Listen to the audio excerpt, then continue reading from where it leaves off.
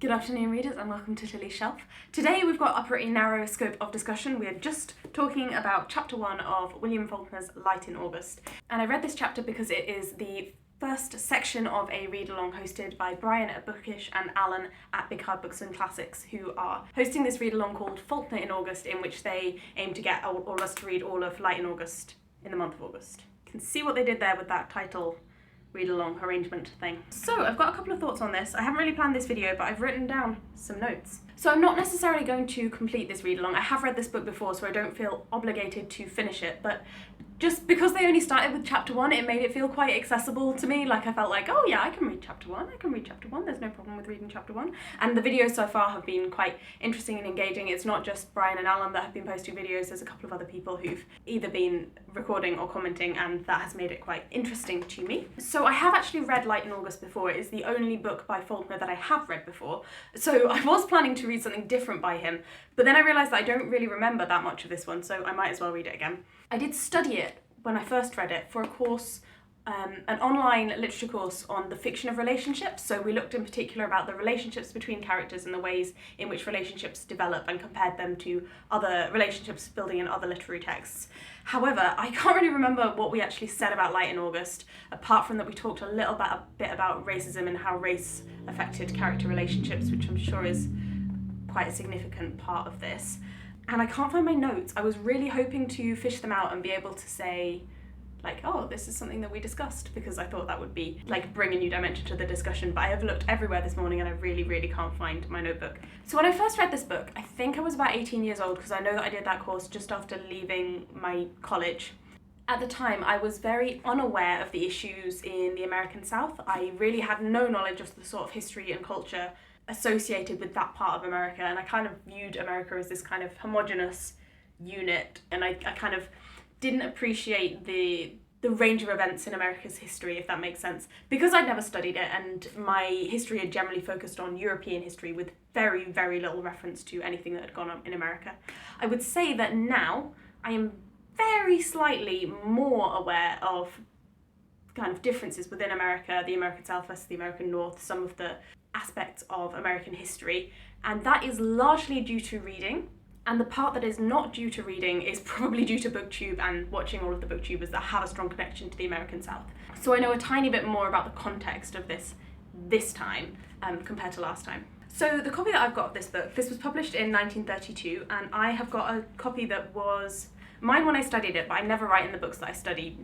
Very, very, very rarely. But somebody before it was studying it, so it's got a few annotations. I know Alan did a giveaway of he's got like 4 annotated copies of this, and he did a giveaway of those annotated copies, but I've already got one, so I will have picked this up in a second-hand shop, just because that's what I normally do with books, and I probably bought it without realising that it's annotated, because I hate reading books that are annotated, because sometimes people have written down spoilers, or the things that they underline, it just influences the way that you think about that sentence. And I don't like having that influence already there. I'd rather come up with my own ideas. But it might be handy, they might bring some new things. It's like having an extra member of the read-along, just having read it probably back in the 1980s, because that's how old this book is. And I've got the corrected text.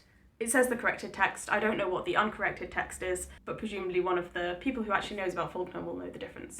This is just Chapter 1, and Chapter 1 is not too long. When I saw that they'd just started with Chapter 1, I was like, oh, that must be a hefty chapter.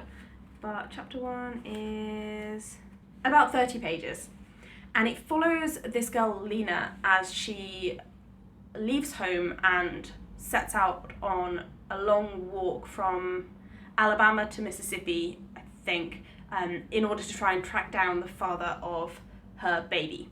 The first thing that I have to say, the first impression that you get, is that the prose is like treacle. It is impossible to move through quickly, and I think that's very deliberate. I know there was a comment on Brian's video about Chapter 1 about how Faulkner is kind of really forcing you to slow down, and you can't read it quickly, and I think he's kind of pushing you, and this comment was saying he's sort of pushing you into the speed of life of his protagonists, which is a good thing, but it's not what I'm familiar with when I try and like race through books as quickly as I can when I'm sat on the bus on my way to work, and I'm always trying to like finish the chapter on the bus. This is not a book that's meant to be read quickly, I don't think. It's also got quite an interesting sentence order. I think to me, it's almost like a lot of the time the order of the sentence is reversed, so you'll find out the subject later on in the sentence, or just the words are arranged in such a way as to deliberately obscure the meaning of the sentence. And I don't mean that in a bad way. I don't mean that, oh, it's like he's writing to be, like esoteric and exclusive and he doesn't want you to be able to understand it. I think he really wants you to kind of think about the sentence and think about what is meant by the sentence as you're reading it. And I think he wants to encourage you to read sentences multiple times and think about them a little bit more. I think that was a deliberate writing decision by Faulkner. Like I said, I've not read anything else by him, so I don't know whether that's consistently his style. I was surprised by how much I struggled with that in chapter 1. When I first read this book, I was coming out of having just taken a literature course at college. I was reading, obviously, other books as part of this online literature course, and I was in a period of my life when I was devouring a lot of very complex books without so much of a second thought, and I didn't really hold with the idea that some books are hard to read, because I was like, it's all just reading, like, they're all just words on a page. And I didn't struggle with this at all. I just read it and absorbed it and thought it was great. But this time, it's like, this is tough. This is a tough book to read. And I don't know whether it's because I've just been on night shifts and that always has an impact on my kind of mental processing. But it's a lot harder than I expected it to be, particularly given that I've already read this book, so theoretically that should make it easier. So I'm just going to see how I get along with that as the book progresses. And I'm wondering whether that's something that other people have found. Like, I was surprised to find it hard. So a lot of the first chapter is based around this image of Lena on her journey. So this kind of single woman setting out against the world, not against the world, because she sets out into the world on the assumption that the world is going to like cushion her and support her. She kind of takes for granted, even though she doesn't say she does, she takes for granted that she'll be safe, that she will be able to find what she's looking for, and that she can just keep going. And she's got, like, at one point she says, like, the Lord will see to it that it's right. So she's got this kind of, you could call it blind faith in the events that are going to unfold in her favour, which is very intriguing. I'm looking forward to seeing how that develops. I really have no memory of the plot of this, other than that there's a guy called Joe Christmas. So I'm looking forward to seeing how Lena's character unfolds and develops. One of the key things that I did remember was the image of the kind of like red dust southern road with a wagon slowly rolling along it, and that comes in straight away in this first chapter. That's almost the first scene. It kind of makes me feel like I only read the first page or something, but I know I read the whole thing. What that really called to mind this time when I read this was Tess of the D'Urbervilles. So if you've read Tess of the D'Urbervilles, there's this scene where the protagonist, Tess, sets out from a house where she has been staying for a while in a position where she has upset the moral rules of the time. I'm trying to say this without any spoilers. And she, again, is walking along this dusty road, like one woman, alone in a country, a very rural setting, exactly like Lena. And exactly like Lena, her problem comes probably originally from her naivety and her kind of trust in the world.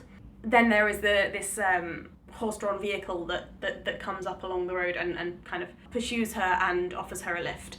And a similar thing happens to Lena in a very different context.